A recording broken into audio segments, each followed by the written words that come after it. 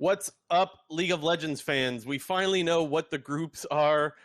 Some people think we high rolled. Some people think we're screwed. Some people think we high rolled and we're screwed. Maybe dishing out some copium and some hopium in today's episode. I can't make any promises though. J&T, you gonna be dishing out any of that stuff or nah? Maybe a little bit. I don't know. I think there's a limited amount of copium. Yeah. Well, the thing is, I think like no matter what the groups look like, I feel like there's not a lot of good options out there. Like out of all the different options that the groups could result in, there's very few good ones for North America or just any like bad team. It's very, very few good options. Let's just get into the group draw. So we're going to start with the group stage, and then we're going to do play-ins after, because I think the group stage is a little bit more interesting. J&T, pull those up if you've got them, and let's get into that. Yeah. Well, here, I guess what we'll lead off is, do you want to talk about the groups if we work under the assumption that all the play-in favorites are going to get out? Or do you just want to just talk about the three teams in each group right now? I'm indifferent. I think we could go however you want to do it, but I mean, when we talk about play-ins, we'll talk about just how likely it is that the teams get out anyways. Okay. So Well, whatever you want to do. What I'll say is, so for people who aren't like super, interested in the group draw or don't exactly know the whole, I was about to say the science of it, if there even is a science, but basically they limit the groups to one team per region.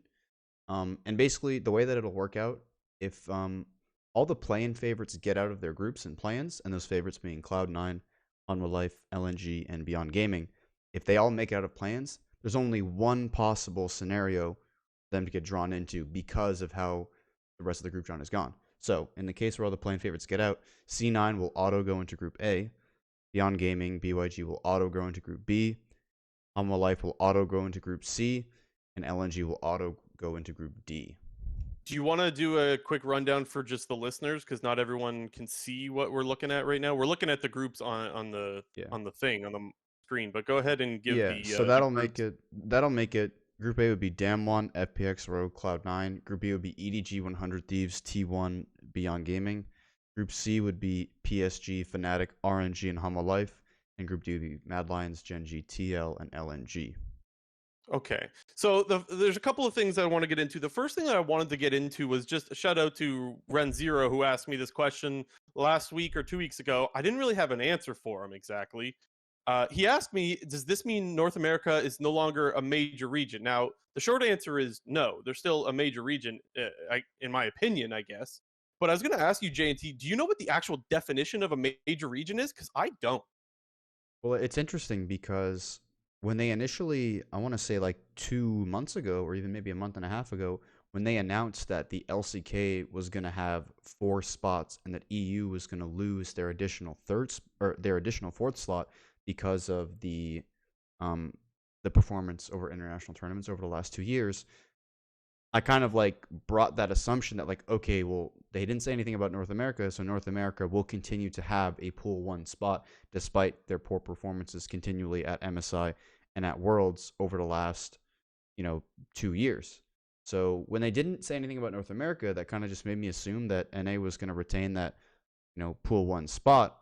And then we found out just before the group draw, maybe a week ago, that North America lost their pool 1 spot to the PCS and the number 1 seed PSG Talon. So, like, there was no official statement really made about this. It was kind of just announced that, oh yeah, PSG is a pool 1 team and 100 Thieves is going to be a pool 2 team.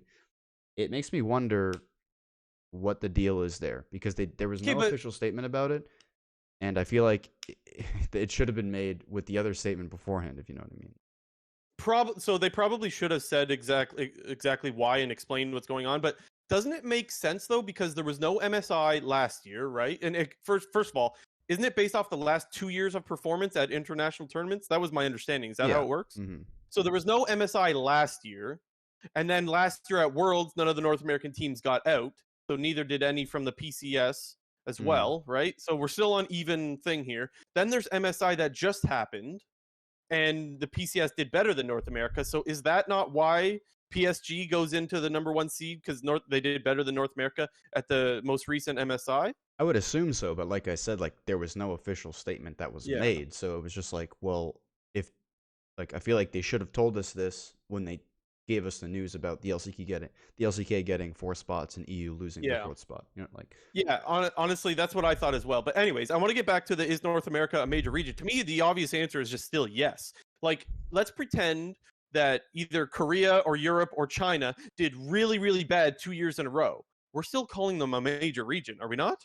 yeah, well, I mean, the only reason why formerly the LMS, now the PCS, didn't become a major region anymore was because, similar to North America right now, like they had continued performances of their teams playing super poorly, not being able to get out of groups. Like for the PCS or former LMS, like they haven't had a team get out of groups since like 2015.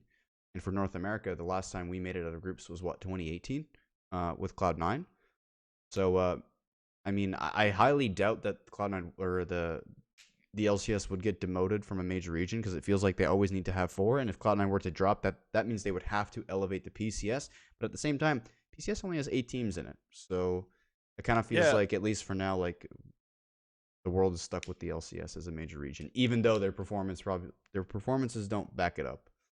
Right, and see, the thing is, I don't even know if your performance is what makes you a major region. I honestly don't even know what the real definition is, but it was something that Ren, one of our regular listeners, asked me, and it started making me think, and I was like, I technically don't even know what the definition of a major region is, just because those 4 regions have just always been the major regions. But anyways, it was just something that I thought I would ask you, because I have no freaking idea. Yeah, I Anyways, don't know either.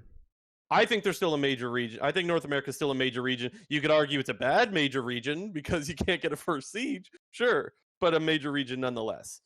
Anyways, that was one thing I wanted to get out of the way, just out of curiosity. But I think we should talk about what do you think are the groups of life and the groups of death, if you will, for Group A, B, C, and D. Well, I guess the whole group stage.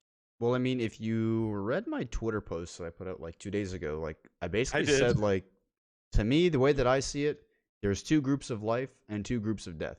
And the groups of Yes. death are Group A and Group B, because you have in Group A Damwon and FPX. I think most people would probably agree that despite FPX being a Pool 2 team, they are probably one of the favorites to win Worlds. And Damwon, while they didn't have their most dominant season regionally and didn't perform as expected at MSI, like, you can't underrate Damwon, man. Like, they're still really, really good. They have a lot of the top players in the world. And then you kind of look at the rest of that group with Rogue and Cloud9, and it's 2 teams who really did not end their season on a good note. Rogue got basically thrashed 3-0 by Fnatic in the playoffs, and in similar fashion, Cloud9 losing to 100 Thieves 3-1 in the losers finals of their regional playoff. And combine that with how well FPX played in the LPL summer and how well Damwon, maybe not at Worlds 2020 level from Damwon, but how well they did play in summer as well. Like, it's going to be a big uphill battle for either of those teams to get out of Group A. Yeah, when I look at Group A and I see Damwon and FPX, I'm looking at 2 first seeds in the same group. Yeah.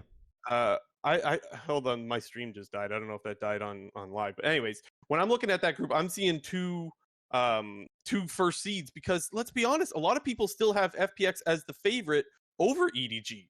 So I don't think it's completely obvious that FPX is a second seed, even though technically that's where they slot in here. And so that's why it's the group of death, is because you've got what you would say is 2 S tier teams, or S plus tier, if you go back to our tier list last week, teams in this group. And so getting out is just, well, it's almost impossible, especially since you for sure have Rogue in that group. And even though Rogue is the 3rd seed out of Europe, I still argue Rogue is a really good team. And I mentioned last week or 2 weeks ago, whenever the hell it was, that you can't take that team lightly. And so no matter what, even if Cloud9 does or doesn't get slotted into Group A, you've got at least one good team that's not moving on from Group A. And it's most likely to be Rogue at this point, which is, I mean, that's group of death right there. Yeah, I mean, if you're a North American fan, I feel like, to be honest, like, if I was not a Cloud9 fan and just a pure NA fan, I would definitely say, like, I think best case scenario, it was Cloud9 that got put into this group, mainly because even though they haven't been consistently playing at a high level, we do know, like, when this team can play at a high level, and when they do have a very good early game, like, that's going to be your best chance, if you even have a chance of beating Damwon and FPX. Like, Cloud9 played Damwon really, really well at MSI. They played, they played 4 games against Damwon. They went They did. Yeah, they went 2-2 against them. Did they? Or Maybe they went either 2-2 or 1-3, and looked really I think really they good. almost beat them twice because Yeah, one of the games they almost beat them. So I yeah, think it was one no. and three. They played them 1-3 at MSI, and honestly, I think in all four of those games they played really well. I think the only one where they got like really stomped was that first game, um, during the play-in stage or whatever at MSI, where that was like when Blabber was playing Kindred, and they were like kind of even in early game, and then just got absolutely rolled by Canyon in the mid game. But like I feel like if you were either Team Liquid or 100 Thieves in this group somehow, like it feels like they have no chance. Like I don't think Cloud9 has a better chance than either of those teams, but I think if there is a chance, we have to pray that Cloud9 looks good, because I think their style is the only style that can match up to these monsters of Damwon and FPX. So okay, I'll give you that they did have some good games. Even against RNG, they played well in one of the games, if I remember right. And yes, they played well against Damwon. But dude, we can't just forget that they lost to Pentanet as Dude, well. Like I'm at not this I'm not very saying same that they're tournament. I'm not saying that they're going to be good. I just think that I they know have the that. potential to do the best out of Right. all the NA teams against them, even though I Yes. think even though it's more likely that they'll be bad because of how inconsistent they've been. Yes, I know we've highlighted that many times that they have a high ceiling. We just haven't seen it in, well, forever. But I just think it would be irresponsible, let's say, of us to not mention that they still look like dog against a lot of the other teams at MSI. So there's that to mention. The other group of death, EDG, 100 Thieves, T1. Uh, well, okay, so EDG is maybe the favorite coming into this tournament. A lot of people will still say FPX, but I mean, they're neck and neck, right? So EDG is, you have to figure getting out of this group. T1, though, I'm not that convinced. I mean, I still think they're going to be good. The hopium or copium take, I suppose, with T1 is that they haven't looked good all year. So there's some inconsistency that we've seen out of T1, but when it comes down to it, Anyone look good you've in got a team playoffs? that's got, they looked good in playoffs, and you've got Faker at Worlds.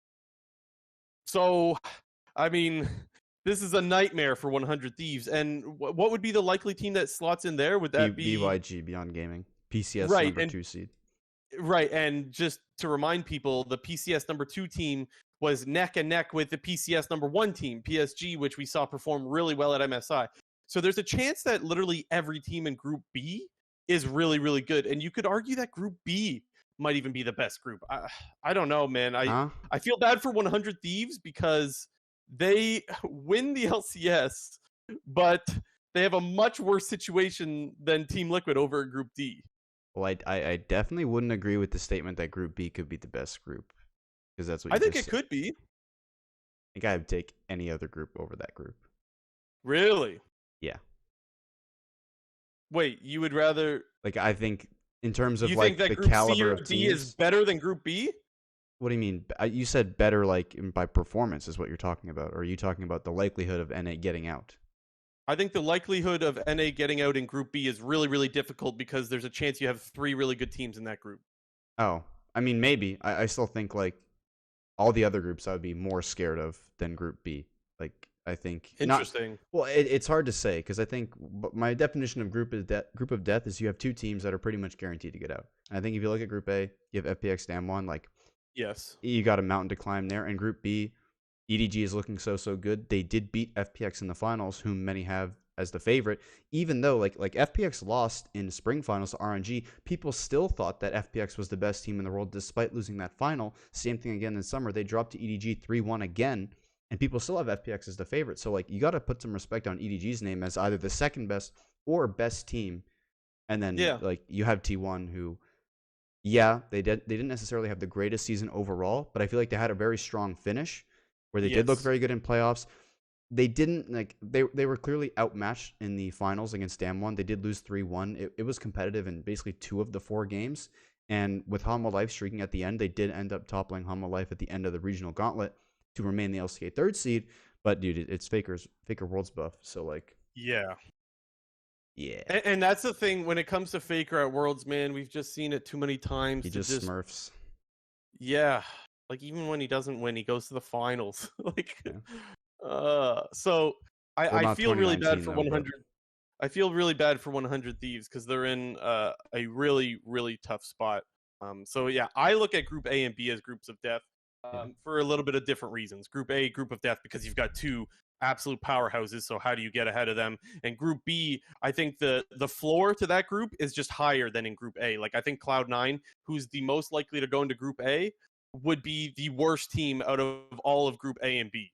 And so that's why I think Group B could also be qualified as a group of death. But I mean, there's no absolute definition. And I know you probably disagree with that, Jake. Well, no, I just think we'll get the answer to that in play-ins because Cloud9 and BYG are in the Yes. same group. So we're going to see those two teams play each other. Is it just only Right. once? It's actually, I think it's only just once. So maybe we won't get the answer, but we'll base it off of their play-in performances, obviously.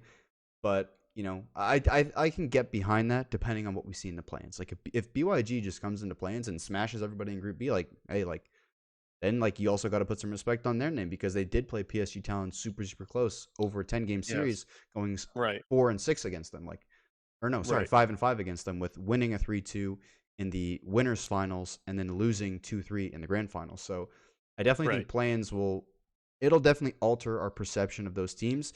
And looking over to Group C and Group D, where you have the potential like feature play-in teams and those two groups, Hama Life and LNG.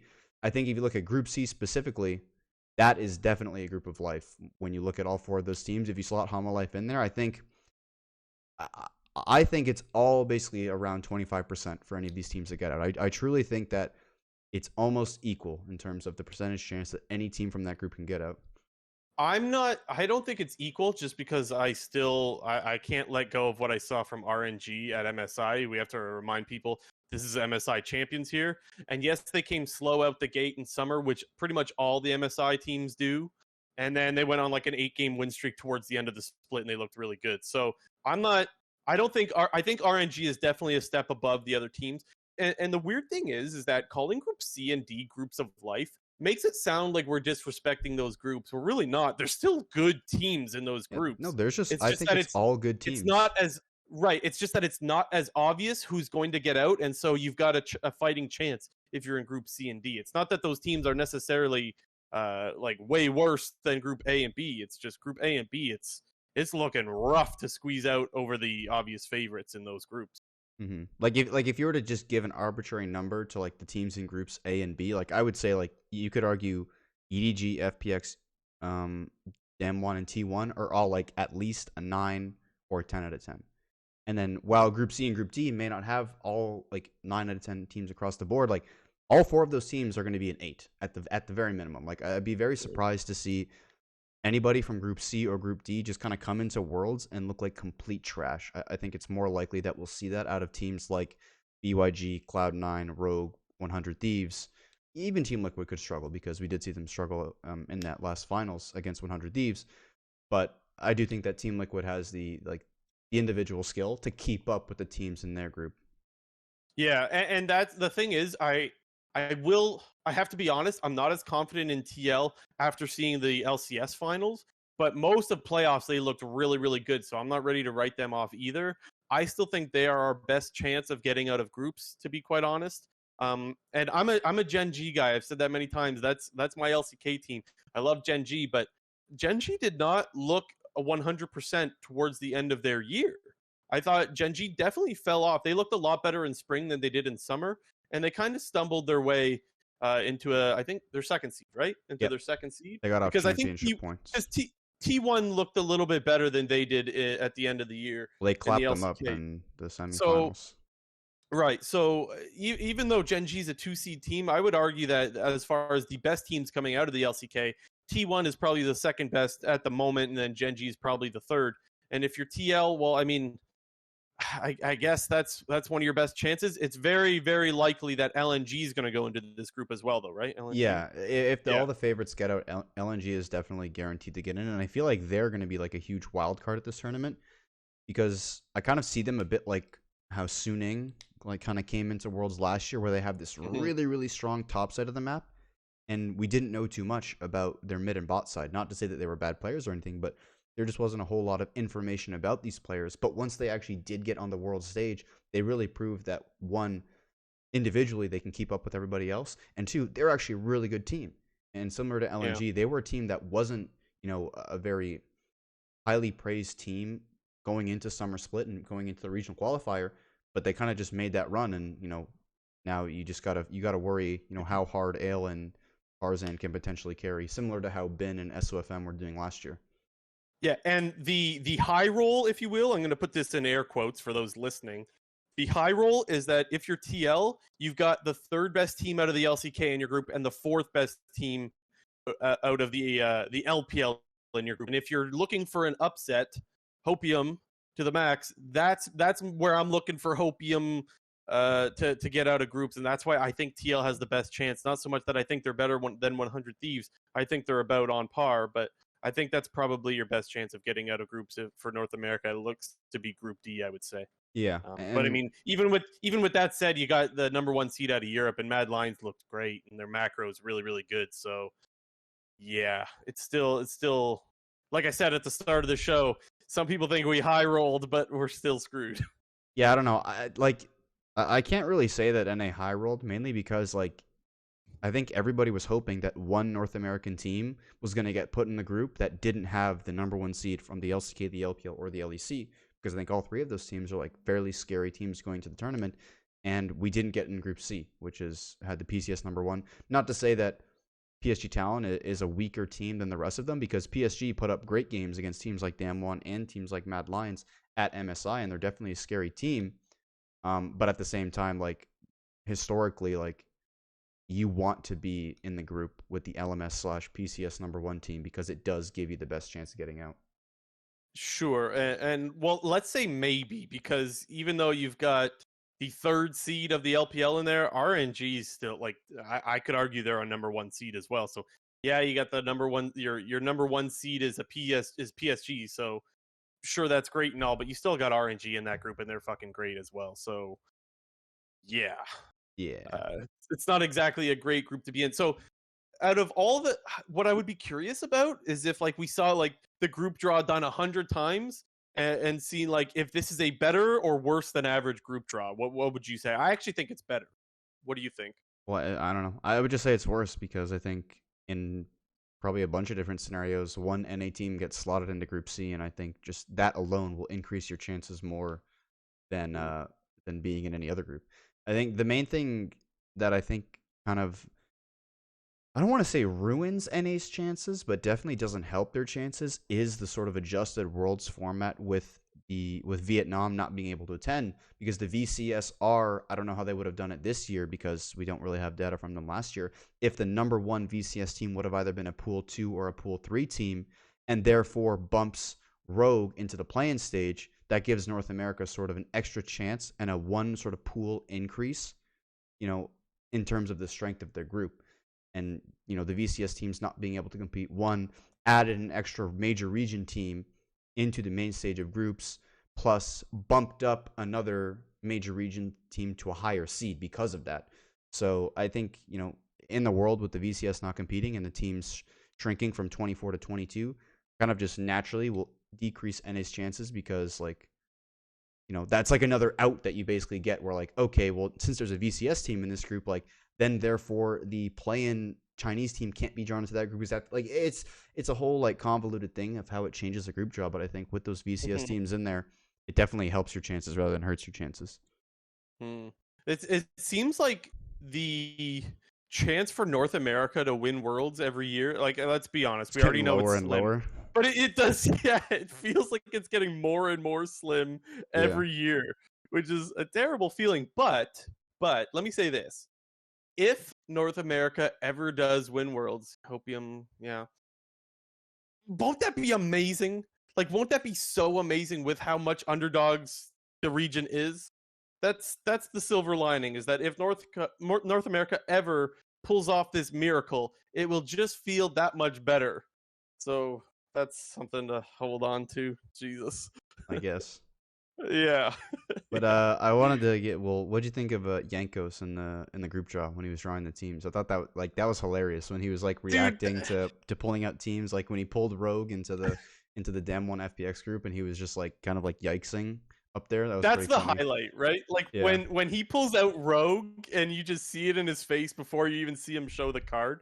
That is the highlight. And it's funny because when EG got knocked out, I remember tweeting, I was like, Like, please, I just want Jizuke to go to Worlds to at least do the group draw, because last time Jizuke did it, it was also hilarious because, Yeah. well, I mean, he always had the cards upside down. That was Jizuke, funny. let's be honest, he's a looker as far as like you see Jizuke and you just laugh. Like, he's a goofy looking dude. But Yankos was just as great. Another good guy to do the groups draw. So that was also, I mean, it's hella fun. Yeah, come to think of it, Love- Rogue kind of got unlucky again because they got Group of Death last year with Dam1 and JDG, and then they Yeah. get Dam1 FPX, which is like basically the worst possible 1-2 that you could have in the group stage. The only other one you could like potentially argue would have been like, actually no, that's definitely the worst one by far. But if you're Europe, you feel, if you're a European fan, you feel pretty good about the draw. Like, yes, Rogue got kind of, you know, they low rolled. Yeah, but like if Mad Lion, you've got Mad in Group D, like that's a good group to get out of. Like, you need to get out of that, especially for Mad Lions fans that had to watch them not get out of play-ins last year. Oh, like, that yeah, this is that was this rough. is a good chance to bounce back. This is a good chance to bounce back for the Mad Lions fans out there. And yeah, But, hopefully yeah. they just don't disappoint again. But like Oh, we that kind would of be a said, nightmare. like you have two teams in that group already, Genji and TL, who didn't really end their seasons on like a super high note, and Mad Lions did obviously, you know, eating a lot of good teams on their way up there, and really capping the season off with with some really dominant series over teams like Rogue earlier in the playoffs, and then over Fnatic in the finals. And just to quickly go to Fnatic, I think for them, like we were also talking about like Hopium for EU, like I think Fnatic got a great chance with their group that they got. They, similar to kind of Cloud9, I think they have that really, fast early game, which really like they like to brawl, they like to fight, they look for fights. They're gonna live and die on fighting in the early game, whether they're like inting and running it down and down like 10 kills at 10 minutes. Like they're cool with that. Like that's their style, and I feel like that's the kind of style that you want to bring to teams like RNG, whom you're gonna have to match fire with fire, and against Hama Life, who are traditionally a very very slow team, likes to farm, like to play it super safe, like to let Chovy and Def kind of farm up and do their work in like mid late game team fighting. And I feel like PSG, we don't know exactly what we're going to see from them. If we see stuff similar to MSI 2021, definitely, Fnatic also has their work cut out for them there. But I think Fnatic's style in this group kind of matches up really, really well. Yeah, and the one thing that I want to point out is that last year, I think Fnatic had a similar kind of group, whereas like they were in a group that had all good teams, TSM, KEKW, but like any team had a chance to get out, right? Mm-hmm. And I think that they're in a kind of similar boat this year, whereas like there's no free team, but you have a chance of getting out. And so I think it's kind of on par and comparable to last year for Fnatic and for Fnatic fans. Mm-hmm. Do you want to move on to playing stuff now? Is there anything else on group stage? No, I think definitely. Even though a lot of people hate like best of ones, and everyone's like, well, why are we going to Worlds to play best of ones? Like, we're gonna have some really like exciting matchups in the best of ones, like FPX versus Dam1 best of ones, EDG versus T1, like probably like a super historic rivalry dating back like 5-6 years ago.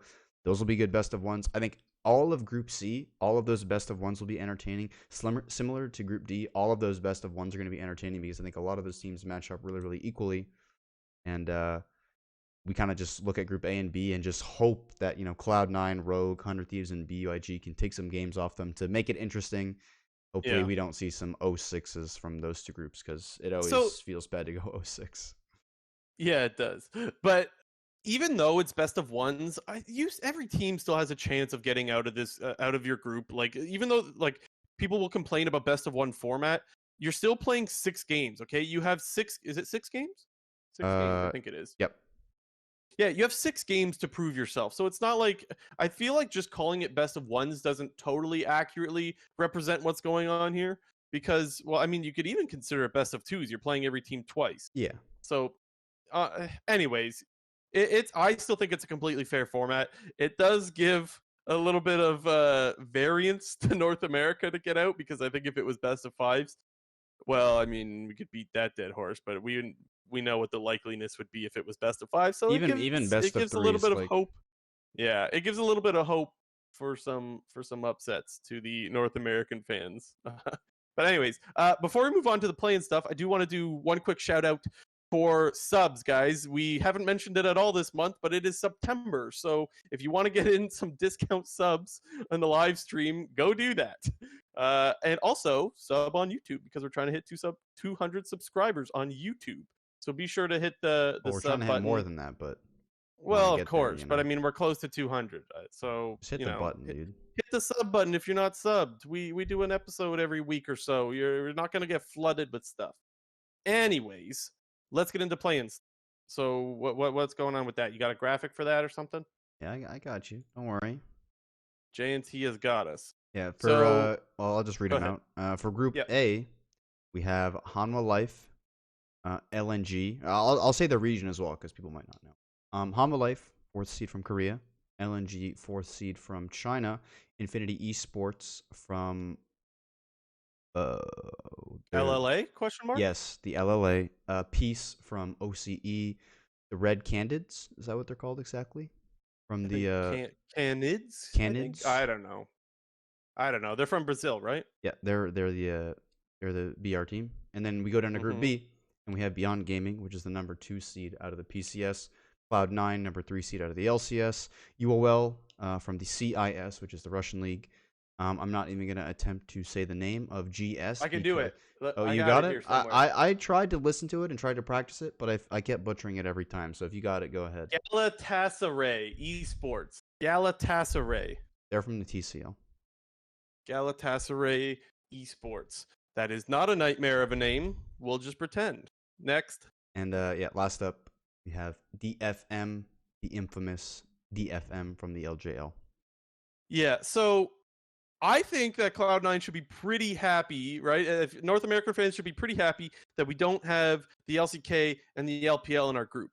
The problem is, though, is that I don't think the TCL, like the Turkish league, so that's the Galatasaray Esports and DFM are freebies by any means. And then you also have BYG, which is no longer. So, like, there's 4 teams in your group that are still pretty good. I just think the 2 best teams are in Group A. Do you agree or disagree? Well, it's funny because I definitely agree with you that the all the teams in Group B, while they're not the top teams like Hanwha Life and LNG, they're also, I think, all 5 of those teams you could argue are above the remaining 3 teams out of Group A, which are Infinity, Peace, and the Red Canids. But I was listening to the Group Draw show. I was like kind of rewatching a little bit, and Vedius was talking about how it's actually a better situation for Cloud9 because even if they don't get the number 1 seed from their group and don't auto advance, it's actually beneficial to them because after the round robin of the playing stage groups happens, they play a team from across the other group. Yes. So even if they were to underperform, they would then most likely play a minor region team from Group A, which would be probably one of Infinity, Peace, or the Red Canids, which I think in that case is actually more beneficial if you have to go into a best of 5 and, play for your world's life against one of those teams rather than a perceived stronger play-in team like DFM, UOL, and Galatasaray. Yeah, so I just want to re-explain it one more time because I had to watch the video a couple of times to get it. So the first place team out of each group automatically goes into group stage, correct? Am I getting that right? Yep. So if let's pretend that what we have on screen here is exactly how it were to finish. So let's say, and how we have it on screen right now is that Hanwha Life is the first team, LNG is the second, INF is third, so on and so forth. And then in Group B, the first place team is BYG, Cloud9 is second, UOL third, and so on. So in this case, Hanwha Life and BYG would automatically go right to the group stage. But if Cloud9 finishes second, like we have them on screen there, they would play the third place seed in the other group, correct? So they would play Infinity. And then LNG would play UOL. No. You have it wrong. Are you sure? So, yes, the first seed from the groups will auto make it out. The second seeds then get a bye in the knockout stage, and 3 will play 4.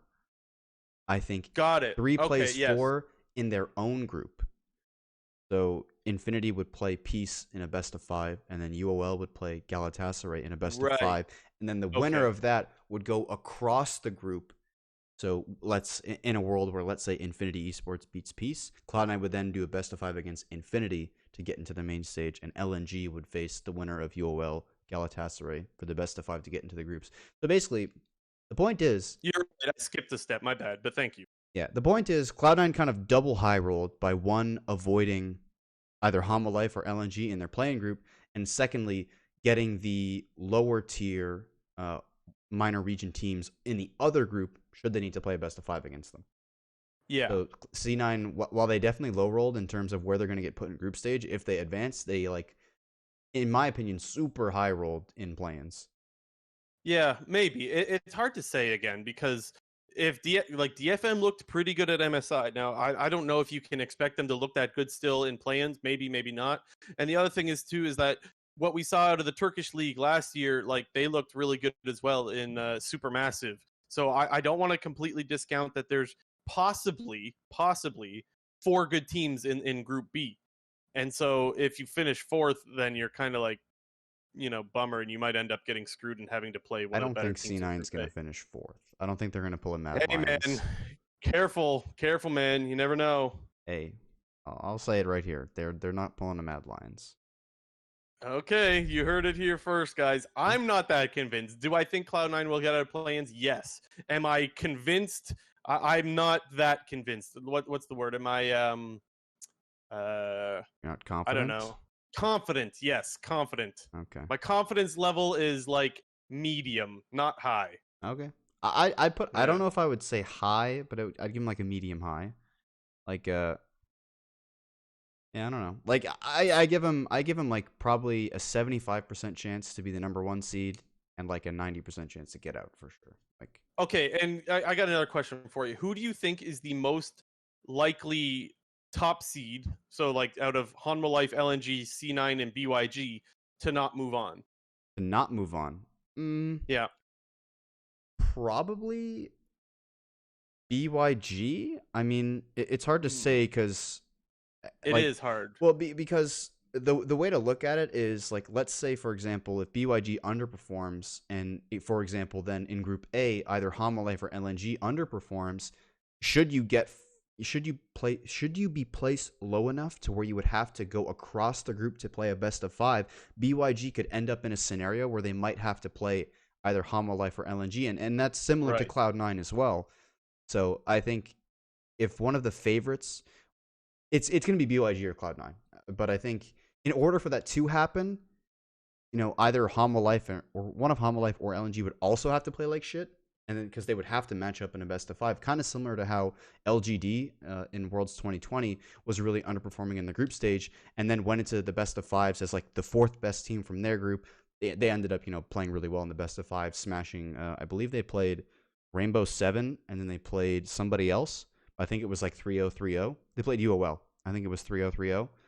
So I don't think it's gonna happen because I think a lot of the main stage team or the favorites from the play-ins right now are looking really good. Not looking really good, but are looking much better than the rest of the minor regions. Okay, JNT, are you ready? Okay. I might have a hot take here. The thing is, it's not even a hot take, but I think the most likely is Hanwha Life to not move on. Dang. So, yeah. So you can decide how spicy or not spicy that is. My reasoning is Hanwha Life did not look good for a large portion of the year. Now, they looked very fucking good at the end of the year, so I don't want to discount that. But, like, Hanwha Life, to me, is not the 4th best team out of the LCK. I still think I would have Nongshim ahead of them. However, as we saw, the results don't say that, right? Hanwha Life did. Yeah, I know. But for most of the year, especially in summer, Nongshim looked a lot better than Hanwha Life until the very end. So I'm not. I guess what I'm saying is I'm not sold on Hanwha Life just yet. But they do have Chovy, and I mean, well, and Deft. Deft had a really good playoff as well. But I mean, let's be real. If the star of Hanwha Life is Chovy, this guy's nuts. This guy's insane. But anyway, so that's my hot take: is that the most likely favorite to not get out would be Hanwha Life, and that would shift around a lot in the group stage, or maybe it would shift a lot. I don't even know that for sure. But it would maybe save Cloud9 if Cloud9 were to also move on. But if we'll have to wait until next week or whenever it is that we do our next episode to get into the weeds of that, because I am not convinced that everything's set in stone just yet. I don't think everything's all locked in the way it appears.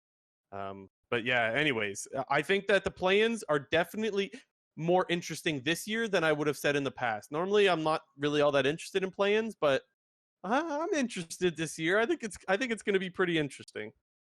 Yeah, I don't know. I don't think I don't know. I don't think I have as much confidence in you that the plans are going to be as competitive as you're saying. I Maybe not, right? I think it'll definitely be competitive for the minor region teams because I think, like we kind of talked about, like UOL, Galatasaray, and DFM, historically the regions do perform well, and the results in the past with DFM performing well at a bunch of different international events, Worlds 2018, I think Worlds 2019, they kind of almost made it out of plans, and at MSI taking the game off Cloud9 and also playing Damwon really well in two of their games in the playing stage. And similar to UOL, well, they did really shit the bed at MSI 2021, losing to what's her name? The OS team. Pentanet. Pentanet. Yeah, they lost to Pentanet and were getting like absolutely slapped by RNG. Dude, they lost to Pentanet in a best of 5, right? Wasn't it? Or Well, what was it? they played an excess of games because they had one less Yeah. team because the VCS didn't go. So they basically played Pentanet 4 times, I believe, and they went 1-3 against them. But I mean, at the same time, you look back, like Unicorns of Love has always been a team that has played well internationally. Even Worlds 2020, they played very well in the play-ins. Played LGD in a super close series to. I remember they played LNG really well in play-ins. They ultimately made it to group stage where they did go 0-6 against Top Esports, DRX, and FlyQuest. But despite them shitting the bed against RNG and Pentanet MSI 2021, I think this is a team that has a lot of Worlds experience in comparison to the teams on the flip side of the group. So I think they'll have a chance. Yeah. And also, one other thing that I wanted to mention while we're talking about it, just because I don't want to forget, is that Peace, who is technically replaced Pentanet being the OS representative, has Vizichachi in the top lane. Yeah, he was which, like their last minute sub, which is kind of cool. I'm not going to lie, I thought that was troll. When I saw the post, I was like, haha, that's not happening. No, man, he's actually going to be their top laner for the tournament, which is like, I mean, there's no pressure on him, right? I mean, what can you expect out of a guy who's been? I think he was coaching, wasn't he? Coaching? Yeah, he was a Who's he positional coaching? coach for Mad Lions. Mad Lions, right? Yeah. What an interesting last second swap that is. But anyway, Yeah, I don't remember the exact situation, but I believe their top laner is from China, and I think the issue was that he couldn't get his visa approved for Worlds in time, so they had to sign Vizichachi as a last minute replacement. I read that like a week plus ago. I'm not sure if that's exactly correct. But basically we said last week that Vizichachi was gonna return to pro play, and it's coming sooner rather than later. So that's pretty exciting. Yeah, sooner than expected. So I mean, that's good for him. That's pretty cool.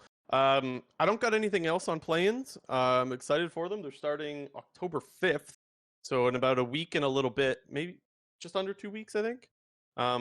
Anything else on play-ins, or do we want to? Actually, one other thing while we're starting 9 Cloud9 days. is in this. Yeah, so the one other thing that I wanted to talk about, actually, I almost forgot, is that there's been a lot of tweets with Cloud9 talking about scrim results. Now, the first thing that I'm going to say here is, like, guys, do not take anything Cloud9 tweets seriously. They could be telling the truth, but they meme like fucking crazy. So who the hell knows, man? They're talking about how scrims are going great and they're kicking EU's ass. I don't think that's incredibly likely, but I suppose it is possible. And then today, I think it was Vulcan. Was it Vulcan that tweeted out that they made EU cancel scrims, man? Yeah, and it's funny because like there was like rumors of the like in North America in the past that like when Cloud9 was kind of I don't want to say, when they were slumping in summer 2020, there was like rumors that they were kind of trolling in scrims and like not necessarily like playing real and like using a bunch of like random picks and kind of experimenting, and that was like right before they went on their big decline. And it could be like maybe they stomped the team so hard that they made the team cancel scrims, or it could just be like maybe they're experimenting a little bit and whatever team that they were playing just didn't really want to continue if they were kind of like trolling or whatever. Yeah, well, it's funny because who replied? Was it Carzy? I think it was Carzy. It was somebody replied. On Mad Lions. It was somebody was I think it was Carzy, but someone was like, "Yeah, it just wasn't worth our time" or something like that. Yeah. The banter's good. The Twitter banter's good. The one thing I will say, so just really quickly, people say that scrim results don't matter, and I completely get why people say that. I think they matter very, very little, because if you said to me, do you want a team to be winning all their scrims or losing all their scrims? I have an answer. So that means it matters somewhat, right? I think that if a team is to have success in the actual in the plans or group stage, you would first want to hear that they're winning scrims. Does that mean that they're going to go win those games? No, it doesn't. Not at all. But if you find out that they're losing all of their scrims, I have way less confidence that they're going to win in plans and in groups. So I think the notion that scrims matter zero is wrong, but I think they matter very, very, very little.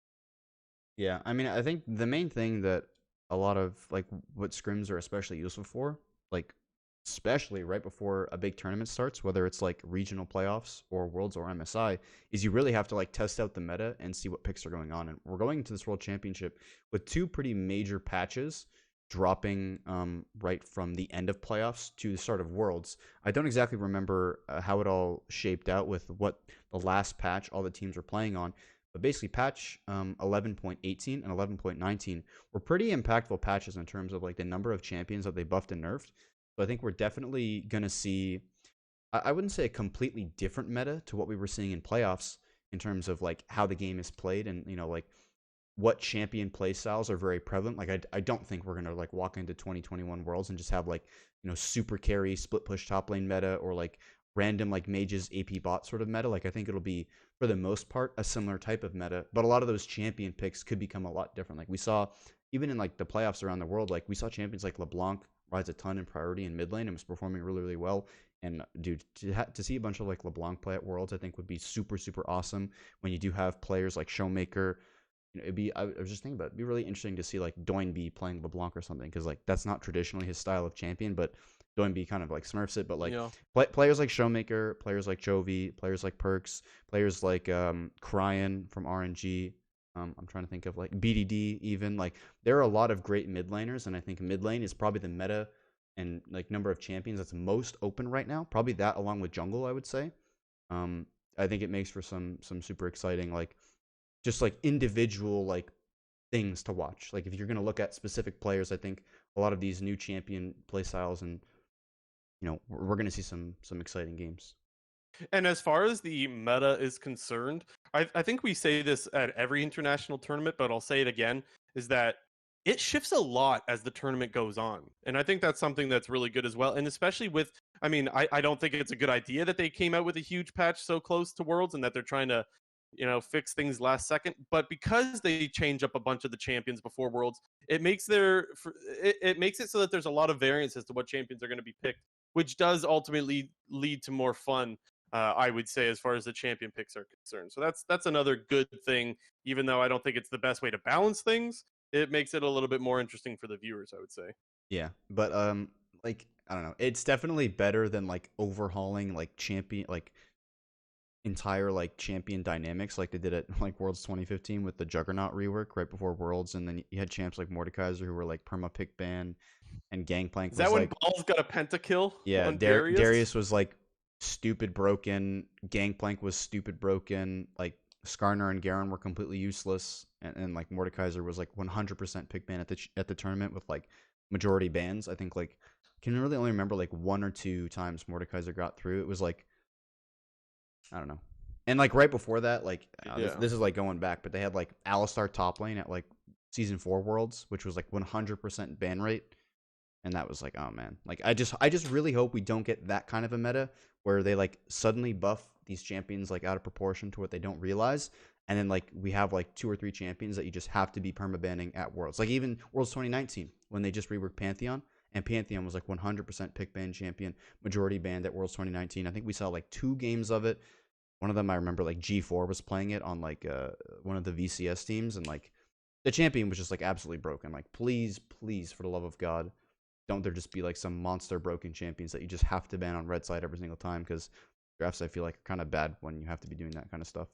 Well, that's what happened last year. Wasn't it Pantheon last year, or was that the year before? Pantheon was Or 2019. Pantheon 2019 then? Hmm. It feels like there's probably one every year. I don't really remember. But I mean, there's just a ton of broken champions right now. yeah. Yeah. So are we good to move on? I guess so. Yeah. So we were going to pull up some of the betting site odds just to show some of the, because we have our idea of what the favorites are, and then there's a community that talks about it. Now, J&T, we don't have that. Is that correct? No, I forgot. That's okay. So there's only one thing that I want to highlight, because I think what the betting sites do is they give an unbiased, because there's so many people that make their bets and stuff like that. It gives more of a accurate picture of who the actual favorite is based off of the whole audience of people watching. And the actual favorite, I don't think this is going to come as a huge surprise to people, but it's Fun Plus Phoenix for the whole tournament. Right now, they are the most likely team to win Worlds as far as betting sites are concerned. And then Damwon comes in at number 2, and then EDG number 3. Now, EDG is like kind of significantly behind, with FPX coming in at like 3.15 on the dollar, and then EDG coming in at 5.5 on the dollar. I think they're way too close in skill level for it to be that big of a difference. But that's what you're looking at. And again, so FPX, then Damwon, then EDG, and then followed up by RNG, T1, and Gen G. And then Mad Lions is the 7th favorite team, which is probably a little bit surprising to a lot of European fans, because, well, I think a lot of people would, even myself included, would maybe consider that Mad Lions could just be better than Gen G. It's very, very possible. And they're kind of even. So, anyways, just something that I wanted to throw out there just to let people know what the kind of community altogether thinks of as far as a favorite, if you will. Yeah, it definitely feels like FPX is like the flashy, like sparkly, like new toy that people want to pick, even though they might not, like they didn't win. They didn't win their region. EDG beat them 3-1. Like, it's hard to deny that, like, EDG, like, on that day was the better team, and you can't really question that. But at the same time, like, FPX, they have Nuguri, they have TN, they have Doinby, they have LWX and Crisp still. And while those two players, their bot lane specifically, aren't like this amazing bot lane, super like scary bot lane in comparison to ones that we've seen in the past, or even right now on EDG with Viper and Mako, or in the past you had like players like Uzi and Mata, or Uzi and Ming. Like, they don't have this overwhelming bot lane that's just going to smash people. Like, they just play the supportive style to their carries, and that worked for them in 2019. And as long as Nuguri and Doinby don't put up a huge egg at Worlds, I think that they'll be able to carry their weight. Similar to what Damwon was doing in Worlds 2020, when Ghost and Barrel were like not really like a super high praise bot lane going into the tournament, but like they did their job better than anyone else in terms of supporting the rest of the team and making the team work. Yeah.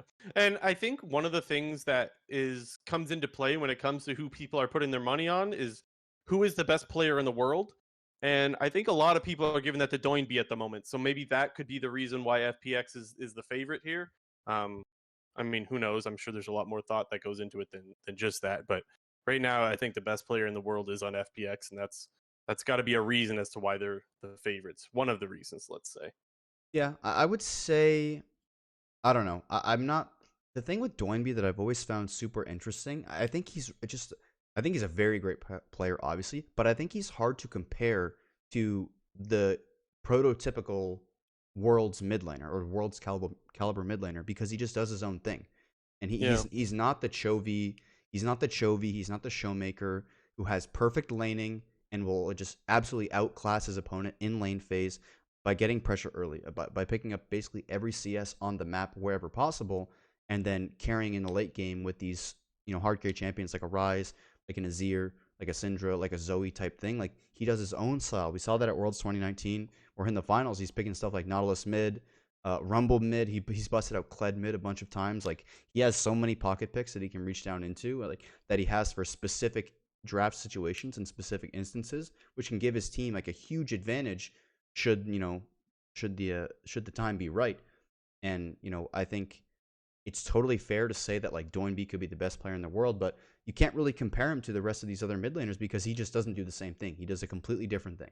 And you do have players in the world who also try to emulate that style. Like, we've talked about Niski a bunch, both last year and this year, formerly on Cloud9, now on Fnatic, how he's kind of like modeled his game now after Doinby with the summoner timing, with the sort of push and roam style, more playing for the team rather than playing for his lane.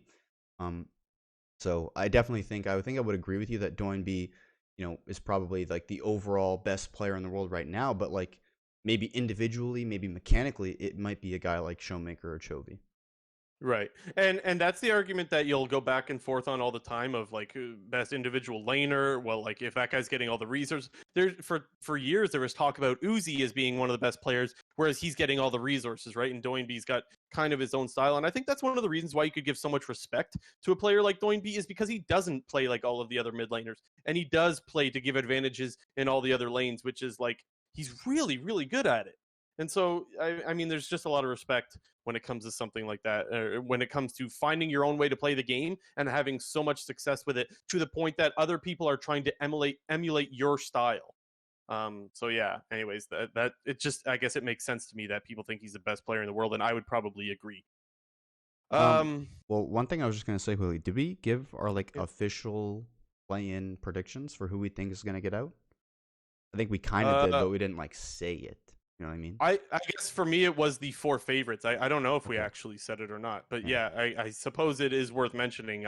For me it is the four favorites. Who do you think is gonna finish first in the group and get that auto qualify? I think LNG and I think Beyond Gaming. Okay, I'm gonna go the opposite. I guess I'll go Halma Life and Cloud9. But I mean, Mm. I think it'll be close. Like I think it's hard because since they don't play like a double round robin, it's just a single round robin. Like even if there are two teams that finish 4-1 at the top of the group, like whoever wins that head to head is going to be the ones that move on. But I think regardless, I think we have four strong favorites in the plans to get out, and I think they could be a threat. Depending on their form and how they look going into group stage, I think it's definitely an uphill battle for the teams like BYG and Cloud9. But who knows? Maybe they're like absolutely smurfing it in plans, and who knows? Yeah, yeah. So we got a lot of quick news to get into, but before we do, I just want to shout out Cygnus for gifting a sub. So shout out to you, Cygnus. You're a boss, and we also missed a sub at the start of the show. So BNT, if you're still hanging around, huge shout out to you as well. Thank you guys for the subs. And who else subbed at the start of the show? Who am I forgetting? Oh, Someone else subbed, didn't they? Am I forgetting? oh, that's it. I thought someone else did. Anyways, shout out to those gifting out the subs. You can now use your bean soup emote. And well, it's pretty fitting since J&T forgot to pull up the Bodog stuff, the betting odds. You can give him your bean soup emotes. There we go. I'll put some of those in the live chat since we don't have our bean soup award right now. Okay, like I said, there's lots of quick news to get into this week. Lots of like little topics, so let's get into them. J&T, go for it. Yeah, we got a bunch. A couple stuff that came out today, which was kind of interesting. If you were on Reddit or Twitter earlier, you would have seen that there's a lot of talk about the world's pick'ems, not because they've been released, but because Riot sort of accidentally put this leftover placeholder statement in the pick'em page. Basically, when you logged into the pick'em stage or the pick'em page or the play-in stage, Jesus, that's like a tongue twister right there. It had this little meme statement saying how they unfortunately couldn't do pick'ems for the play-in tournament, and it read this statement saying, unfortunately, we don't support those fiestas. And basically, a lot of people kind of took that as like some major disrespect towards a lot of the play-in teams, which I think is partially true because I think since play-ins came into Worlds in 2017, they've been a good addition in terms of, one, increasing the number of kind of interactions throughout the entire World Tournament by having more teams from more regions travel and play and getting more people involved with it. And yes, while some of these teams don't necessarily put up the best results or are not on the same level as a lot of the teams that are there, there have been a ton of like wildcard teams that have made a huge impact at Worlds in previous years. You have like the 2014 Kaboom thing where they ended up beating Alliance. You have the Albus Nox Luna. ANX in 2016 when they beat Rocks Tigers and made it out of the group stage. Actually, I think the only wildcard team to ever make it out of groups. I think that's correct. Don't ask me, man. No, I can't think of another one, but that was pretty major when it happened. They went 4-2. That was like a pretty insane group as well, where they had like G2, CLG, and Rocks Tigers in that. You had 2017 with the Gigabyte Marines. Like there are a ton of play-in teams who have made a big impact at the world stage, and I feel like a lot of people felt that Riot was disrespecting them a little bit. But apparently it was they say like a harmless mistake where it was just this meme placeholder thing that was put in and was supposed to be changed. But like, man, like whenever stuff like that happens, like you're not just like double checking, like just double check. Like, Yeah. come on. So here's the thing. Someone in the live chat basically has my take on it. It's like, is it I don't think it's a huge deal that they said it, but I wouldn't. Like, why do you say that? Why would you put that on like the official Riot page? Like that, I don't. Yeah, I don't know. It just seems to me like a stupid thing to do. Even though I get where they're coming from. Like, yes, we know the play-ins is generally lower skill level than the group stage, but why even go there? Why even do that? And if for Whatever. whatever reason, like one playing team like absolutely smurfs and like gets out of groups and does really well, like that's definitely going to be like a huge like meme on Riot. It'd be like XD like Fiestas when like this team like played really well and made it out. Like basically, it's like a lose lose with that thing. Like Yeah. can't really say you're sorry about it because Yeah, yeah. Well, and Mark Z's like, I'm gonna be casting those Fiestas, which I guess is our next thing, right? yeah. Next up, Riot released, I believe it was yesterday or 2 days ago, their Worlds 2021 on-air talent. Basically, you know, the list of all the people who are going to be on the analyst desk, broadcast, who's going to be the play-by-play, who's going to be the analysts on the desk. And I think for the most part, other than we mentioned about a week and a half ago, Captain Flowers not being at Worlds, it seems like they got a lot of the top people there, which is good. Yeah. The only thing that so obviously everyone's gonna be upset that Flowers isn't there. We all know Flowers is amazing at what he does, and I mean that sucks. The other thing that's a little disappointing but not surprising is that Ender won't be there. And Ender's like a guy who's been a fan favorite for quite a while. He's been with the LEC for some time, but if people don't remember, he left the LEC, right? Because he's from LA. He wanted to move back to LA.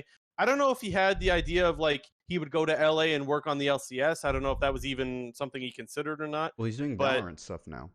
right, I know that he wanted to do Valorant stuff as well, and so even though I'm sure he's disappointed, I don't think he's surprised either that the people that are still working on the LCS and LEC and LPL, LCK products are going to be the ones that are going to Worlds. So that just Yeah. kind of sucks. But I mean, for him to have been at Worlds again this year, he would have had to continue to live in Europe, which is clearly just not home for him. Like, there's nothing wrong with Europe, but he wanted to go back home, and so that's just a little bit of an unfortunate thing. JT, would you ever go to Europe or China or Korea for that matter to like To live would and you ever work? move there? Yeah, to live and work there if you could be like a caster or an analyst or anything like that. Would you ever I do mean, that? maybe if it was worth it, I guess. I mean, yeah, probably. What makes it worth it though? I don't know. The job is good. The money's good. I would enjoy doing the job. I think I'd go in a heartbeat. I think going to Europe would be a hella fun. Well, especially Europe because like Yeah, I think you're, I you're would definitely rather want to go to Europe than a place like China or Korea, just for the sake that like the lifestyle would be a lot easier in terms of like where it would be. Obviously, there are probably like a bunch of great communities out in those places across the world where they're very yeah. welcoming to English speaking people or people from wherever. But I think it would probably just end up being easier if you went to a place like Europe or something.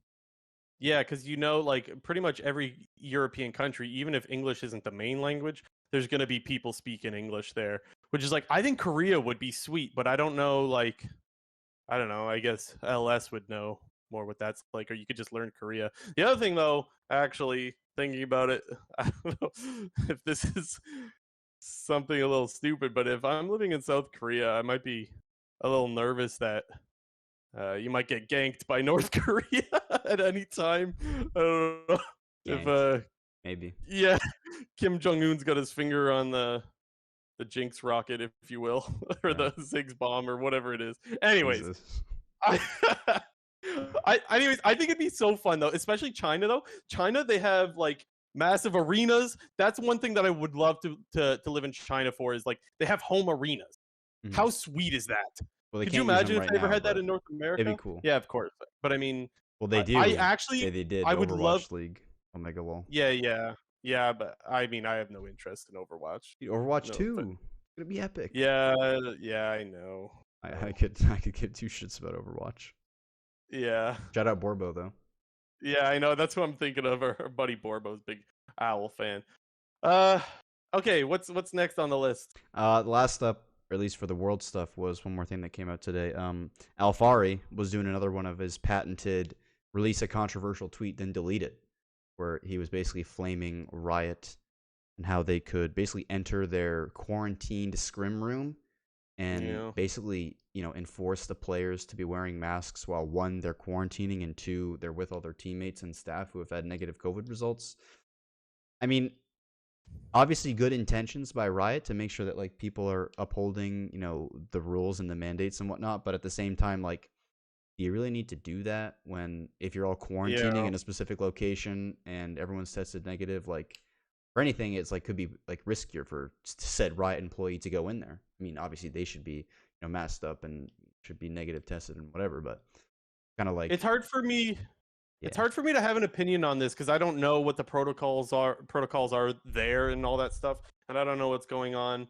But I I think if you're Alfari, you shouldn't take to Twitter for that. You should go to your coaches and be like, "Hey, can we figure something out so I don't have to have these people coming in all the time?" Well, That's just imagine Jamie right now. Somebody just like walks into your room and makes sure that you're not No, doing I it. know that. That'd be No, annoying, don't get me wrong. probably. It's very annoying. I don't blame him for being upset. I just think that going to Twitter isn't the best way about it. I think you should go to your staff and be like, "Hey, can we make sure that this doesn't happen so I'm not getting bothered every time I'm in scrims or whatever it is, right? Whatever they're doing." Okay, But again, I don't know what the protocols are, so whatever. whatever. Alfari's still putting out that good content with his deleted tweets. Makes we're talking about Yeah. it. So He's got a high number of deleted tweets. He's probably leading the league in deleted tweets. yeah, him or Reggie or something like that. Yeah. What's next? What's We'll- next we'll on the go quick on- news docket? We'll go on to some NA rumor stuff, sort of.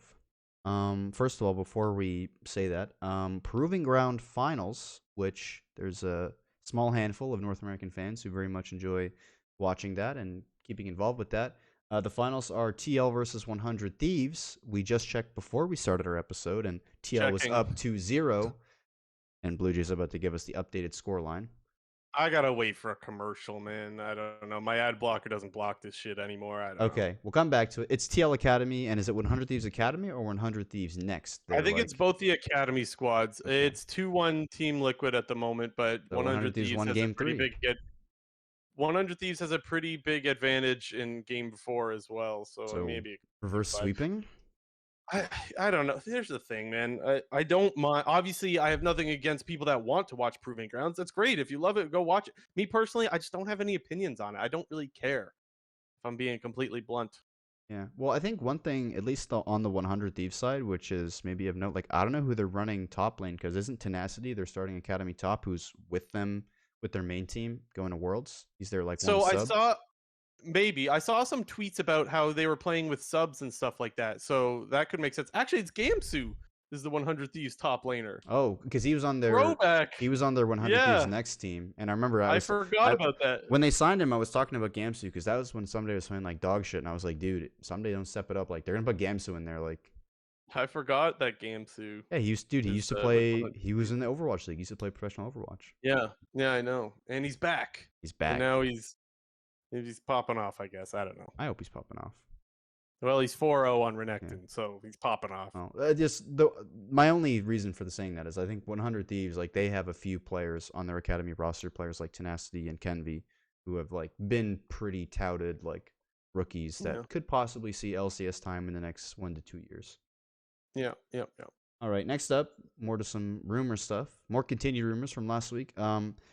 Basically, there was like more sources coming out and kind of confirming the Bjergsen rumors. We talked about them last week, but it's seeming to be more and more likely that Bjergsen is going to be playing mid lane for TSM in 2022. I've actually been watching a lot of his Twitch stream as well, and I think that would indicate, one, he's trying to sort of build his following back, and two, he's trying to practice and get good at the game. Because he's been streaming a lot, which is not a Bjergsen thing to do. Dude, he's been like super tryharding on stream. Like I was watching him play Zoe earlier. Like that guy was like piss smurfing on the whole game. Bjergsen, good in solo queue. Get out of here. Bjergsen's gonna play next year. We talked about it last week. It'll be hype. Yeah, the only weird thing about it when I saw the tweet, or maybe it was the Reddit post, I don't know, is like the rumors is Bjergsen will return as TSM's mid laner next year, and it's like, wasn't that already the rumor? I didn't really get that. Yeah, like, that's what I mean. Like it was just when like you hear different Bjergsen's sources. returning, when you hear Bjergsen's returning to pro play, the first thing you think of is that he's going to TSM. I guess the rumor is a little bit more increase now, but still nothing set in stone. So it's like it's an announcement that doesn't really announce anything. Okay. Next up, Blue Jay got the inside scoop on Travis Gafford's stream about some potential North American import rule changes. A very highly discussed topic here in Yes. 2021 for NA. So the thing that he mentioned on Hotline League this past week, which I thought was really interesting, was that there's a rumor that they could possibly, I want to make sure that people know this is not fact yet, but they could possibly go back to the old import rule where you only need to be around for 4 years in North America to become a North American player once again, rather than the green card thing that they changed to a couple years ago. So what this would mean for players in North America right now, the most relevant ones are Core JJ, who's played 3 years in North America. So if he plays one more, he'll become an NA resident.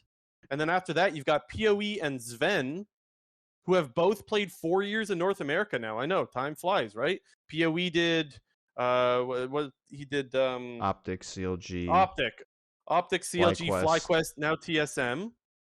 And well, Sven did 2 with TSM and then 2 with Cloud9. So those both of those players could potentially be North American residents next year. Now, again, none of this is set in stone yet. Who knows? It's just a rumor, but something that, if it does happen, could have a really big impact on what the rosters look like in 2022. Yeah, TL's going to replace Tactical with another EU player. Maybe. Dude, you would have to wait a year, though. They would have to wait one more year, though. Exactly. In 1 more year, he's going to get replaced by an EU player. They're just going to get everything that's what they do. Last little bit out of Tactical, and then they're going to dish Tactical over to CLG. He's going to be bad on CLG. CLG's going to drop him, and then career over. Or he'll pull a PoE and go to a FlyQuesty type team and make him good. Yeah, maybe he'll be like PoE, where he's like the reason CLG was actually a decent team when he was there. Maybe I think Tactical's a good enough player where he could be a good player on a bad team, or make a bad team good because he's a good player. The thing is, I don't have any doubt that Tactical's a good player. The only issue is good players go to CLG and become bad. That's also a problem. Speaking that's a problem. Speaking of bad players, or players who went to CLG and became bad, Pobelter, he recently hit Challenger playing top lane. So I wonder if that is sort of a wink, wink, nudge, nudge to that. He might be trying to look for some other options next year, not only in the mid lane. So a couple things could happen. I mean, there could be more than these two things, but here's the two most likely, in my opinion. One, maybe he's looking to role swap, right? Maybe he's like, I can't compete with these mids, or maybe, I don't want to play mid in the LCS anymore, but I feel like I could be a good top laner. Let me try to role swap. That is possible. The other thing is maybe he's just tired of playing mid and just wants to chill and play a new role. Maybe he just feels like, whatever. The only way he enjoys solo queue is by playing something different, since he's been playing mid for the last, I don't even know how many years. So maybe it's nothing. Maybe it's something. Who knows? But my question to you, JNT, is if he does want to role swap, what LCS teams would be looking for another top laner and would be willing to take a chance on a player who, let's be honest, is probably playing the worst that they've played in their career? Maybe. I mean, I definitely, if I was him, I probably wouldn't go to a bad team that is looking to pick up a starting top laner. I would probably go more along the route, I would go to some sort of middle of the pack team, join their academy Beggars roster. can't be choosers, man. I'm just saying, if I were him, maybe he doesn't get those options. You probably, if there's limited options, you probably take what you can get. But at the same time, he could probably take an easy, quick paycheck as a mid laner as well. And I think if he's actually wanting to actually role swap and kind of turn his career around, it's probably most likely going to happen by going into academy, practicing, and getting on a semi-decent team, rather than starting on a bad team right away as your first year of role swapping. I think is you're kind of more likely to fail in that scenario. Honestly, whether he stays mid or goes top, assuming he's still planning on playing pro, there's a chance that he just wants to retire. Who knows? But let's say, assuming he wants to play mid or top and still stay a pro, I think it's more likely he goes to academy in either position than plays as a starter, because I don't know who would want Pobelter right now as a starter, considering that he looked pretty bad. He had a pretty rough summer split and spring split, if we're being honest. And then in top, you don't really know what you're getting. It's a brand new role, right? It could take some time. We saw Huhi when he swapped to support really struggled, and now we see who he has one of the better supports in North America. But that took time, right? Yeah, it took And about a year, pretty much. so maybe if he goes to be a top laner, he probably has to settle for an academy spot or probably a lower tier team. Maybe FlyQuest. Maybe who did FlyQuest have again? They Licorice. traded Oh yeah. Licorice. Oh, they have. Wait, no. Who's their top laner? Was Solo didn't go there, did he? Well, that was Why am I last year, forgetting? bro. Solo was on Golden Guardians, but he didn't get traded over to FlyQuest, is what I was wondering though. Yeah, He no. didn't get traded back. I'll look this up. Anyways, and then what are the other options? I don't know if you'd want to go back to CLG, man. I think if It was CLG Kumo, offers him a wasn't it? starting spot, It was Kumo. it might wasn't have it? just been Kumo. He was their academy Um, top laner and then got promoted once they did the whole thing. yeah. So Yeah. it was Kumo. Okay. It's Kumo. Anyways, Yeah. I don't even think that if CLG were to offer a starting spot to Pobelter, I still don't even know if he would want it. Why would he Because want to stay on CLG? after getting Bud Light aced, right? Oh, dude. I mean, would you want to stay on CLG would only be that's his only option. If he's on CLG, that is his only option. I There's mean, no way that there's two teams offering you and you decide to go to CLG. There's no right. Yeah. There's no world in which that happens. The other team that could I would think would make a lot of sense if you wanted to go to the academy, or it would be like Immortals or something like that, because Revenge is still a bit of a question mark in the top lane. He had some good performances, also had a lot of bad performances, or maybe not bad performances, but non-impactful performances. I feel like if you might want to go to like more of a mid-tier team with a chance to get promoted, I feel like Immortals would kind of be like that. Maybe a Dignitas. Dignitas is what I was gonna say next. That's my last one. Because I don't think he's kind of at that level to even like get academy offers really from like teams like EG, 100 Thieves, Cloud9, TL, TSM. So I think kind of Dignitas or Immortal would be kind of his peak there. Right. But anyways, we are definitely speculating a lot. There's obviously there's still a long ways to go before we get to any of that. But just seeing Pobelter play top lane, and I think he hit Challenger, right? That's what we were saying? Yep. Him hitting Challenger means that he's playing it seriously, and so that could mean something. We'll have to wait a couple of months and find out. Mm-hmm. What's next, JT? To flip over to some EU rumors. A lot of stuff we've been hearing at a G2 over the last 2 to 3 weeks. The current sets of rumors and roster, decisions potentially are that Broken Blade is going to be their new top laner, and that Dylan Falco, former Schalke coach, former Fnatic coach, former Immortals coach, he's coached a lot of teams, is going to be their new head coach. So I think that is super, super interesting because it feels like Broken Blade is a player that we've speculated on, on this show and even talking just amongst ourselves as a premier free agent who can definitely be an improvement from Wonder. Yeah, well, and the other thing is, while we're on Wonder, we should bring in the fact that he's tweeting out. I mean, he's hilarious on Twitter, man. He's tweeting out his WoW character in prison, suggesting that he's in contract prison. Now, there's no facts about that, although I could see it being likely.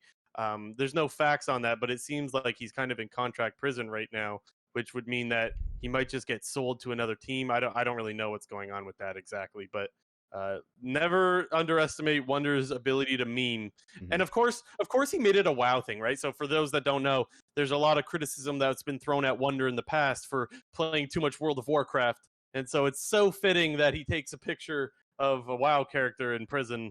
It makes it a little bit better. Yeah.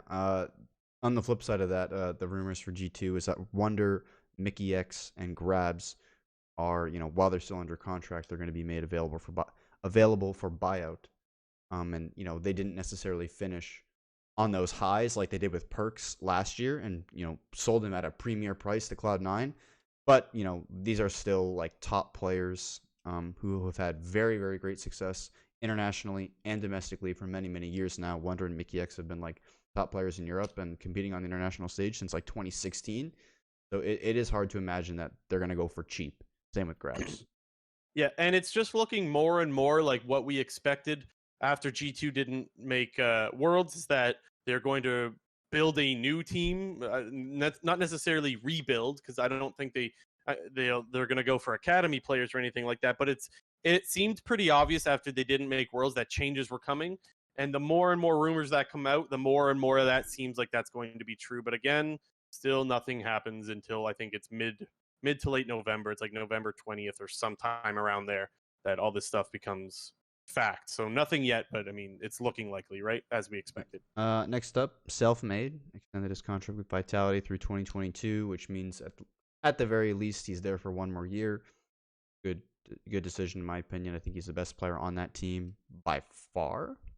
Well, and the thing is, Vitality, you want to lock up a guy like Self-Made because he's one of the best junglers in the league, and he's been like that since he's pretty much joined the LEC. He's been one of the better since junglers. Like 2019 when he was on SK.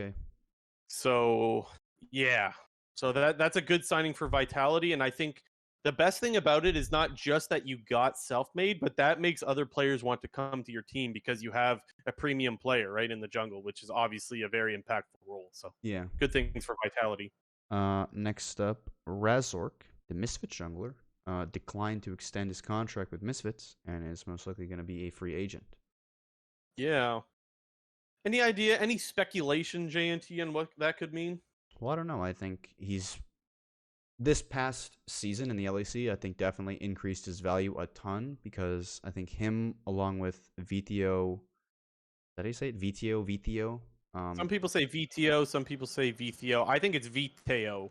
Okay. Well, he's French. I know that he's French. I think those were Yes. like the two best players on Misfits last year, and were two of the main reasons why I think they became such a great team towards the end of Summer Split. But I mean, it wasn't just those two players. Like a lot of the players on the roster were playing really, really well. They picked up Vander in the 2020 offseason, and also had Herit, who I think played a lot better than expected going into the Summer Split.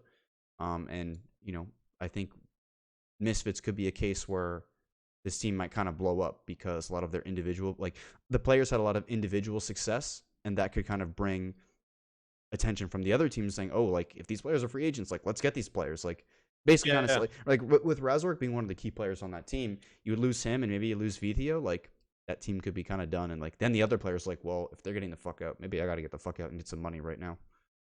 Yeah, it's unfortunate when that happens. We saw a similar kind of thing happen with FlyQuest this past year. FlyQuest made Worlds, and then everyone went and took all their players, and then they had to disband. Yeah. That's just unfortunate. Now that doesn't mean that is necessarily what's going to happen to Misfits. Sometimes you decline a contract just to test the market and to see what's out there for you. There's still a chance that Razork decides to stay, and maybe they all decide to stay. I don't know, but it's not a good sign when someone declines. It's not like Misfits isn't happy that he declined. Let's put it that way. Yeah, and just to reiterate, like just because he declined to extend his contract with Misfits still doesn't rule out the possibility that he might stay with Misfits just to potentially re-up and get a new 2 to 3 year contract as opposed to signing a 1-year extension. Although in esports specifically, it's unlikely that he's probably going to stay with them based off of that. Yeah. Next up, we have some Mad Lions news, even though they're going to be at Worlds, and that's all exciting and whatnot. Carzzy, apparently, the rumor was a couple weeks ago that he was going to re-up his contract with Mad Lions, extend for 2 more years. But the new news is that he's more leaning towards being a free agent now. And I think with the majority of all the other G2 rumors throwing around, like, oh, maybe they're going to sell Reckless, like, dude, maybe they just try to scoop up Carzzy and G2 goes the route that they were going before back in 2019, where just get the best players on the best teams and then make your roster. Yeah, that kind of happens from time to time. Mm-hmm. The thing is, Carzzy's had a lot of success since joining the LEC, and so I think that he understands that he's got a lot of options. He's on the best team in the LEC for pretty much this whole year, and he's been a big part of it. So, I mean, that he knows he's going to get paid. It's just about who wants to pay him. Yeah, and even in Season 10, like, he was a big reason why they were playing so well, and were,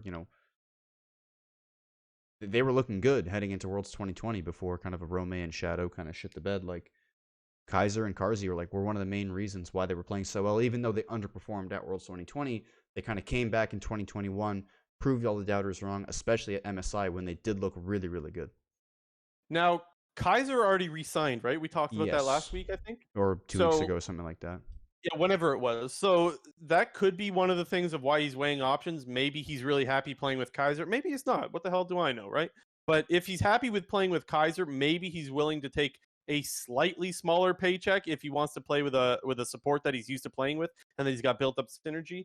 But I mean, that's something I think only he knows truly, right? I don't think that there's any way we could possibly know that unless he came out and said it himself. Yeah, and Mad Lions did sort of unofficially accuse G2 of tampering. So Right. that also kind of hints towards that G2 is possibly looking at acquiring some of their players.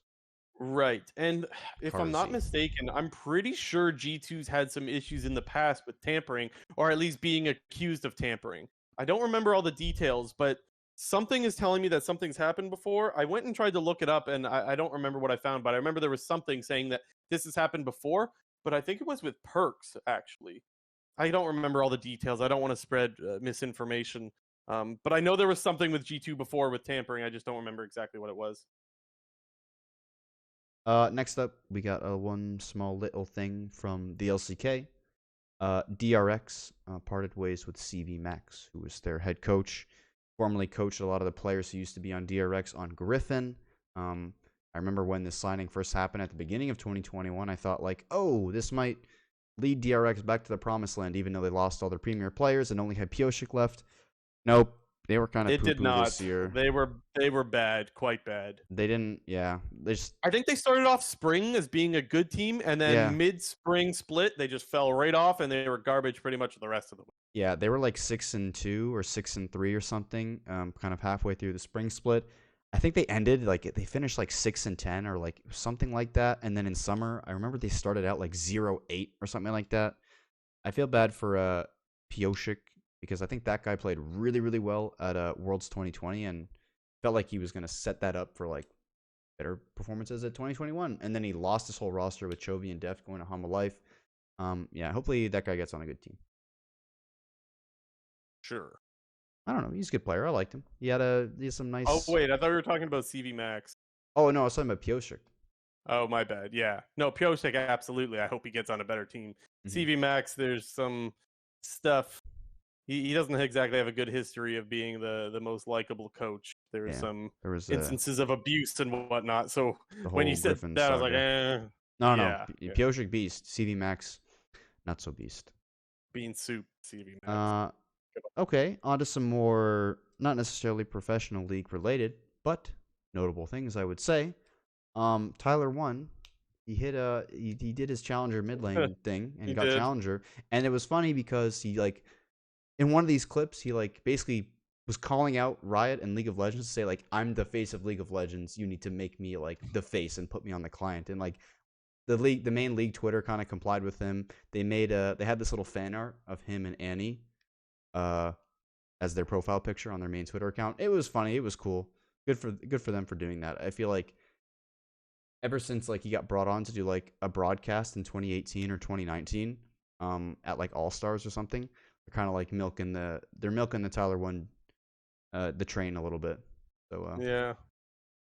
I mean, I fully expected him to be able to hit challenger. Honestly, like, were you surprised? I don't think anyone was surprised by that. No, he went through the hellholes that were top in jungle. So yeah, and honestly, it actually is fun to watch too. He's actually like, I don't know, he's funny, but I mean, that's nothing new. I played against Tyler One when he was in like Q sniped him. Yeah, I Q sniped him once. I beat him. Nice. He was playing. He was playing LeBlanc. I was playing Echo. Pog. Way to go, J&T. Yep. Last up, which was some also pretty exciting news that's been going on for the last about month or so, Arcane, the league. Let's go, man.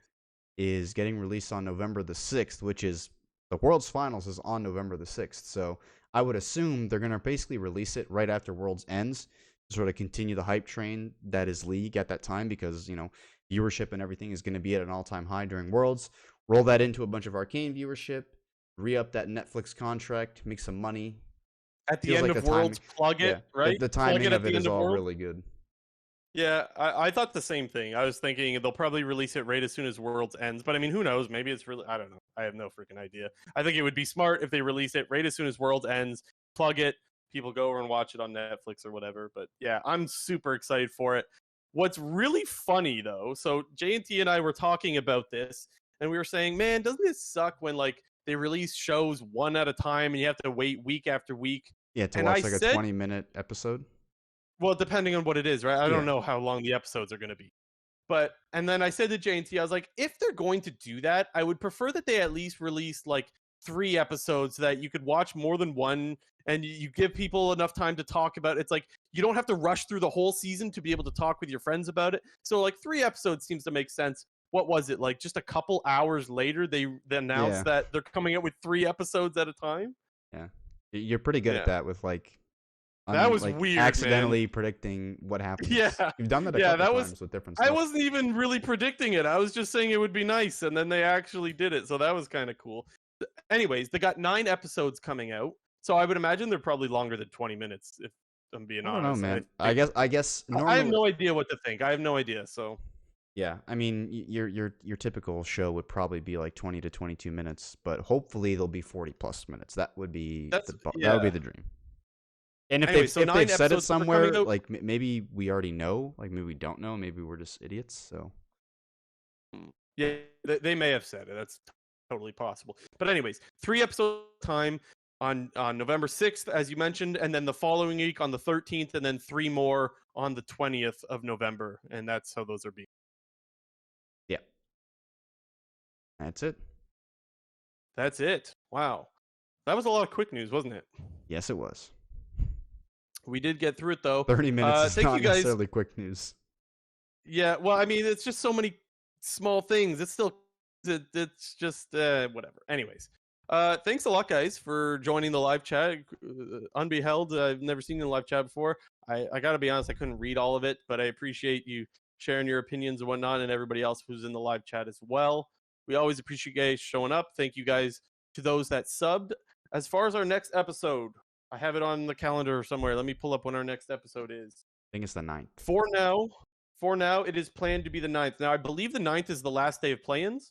I think we're just going to, as soon as play-ins is done, we're just going to go with it. We're just going to make an episode, try to get that out to you guys as soon as possible. Who knows? Things can always change. Like tonight, we weren't even planning on doing an episode tonight. And, well, what do you know? Here's an episode. Our schedule is dynamic. Things could always change last second, but for now, the plan is for an episode to come out on the 9th, which is after play-ins. And then we're going to do kind of like a group's preview for that. Before we close it out, huge shout out to BNT250. The we'll say, what is he? He's your clone. Yeah. For the 5 gifted subs. Thank you, BNT250, for the subs. We appreciate you. J&T, anything else to plug before we dip? Nah. Guys, enjoy Worlds. It's finally here. It's starting October 5th. We got like a week and a little bit. It's here. It's finally time to enjoy it. It should be a month long of fun. And we'll see you guys in a couple weeks. This has been episode 59 of the Clown Fiesta podcast. Adios.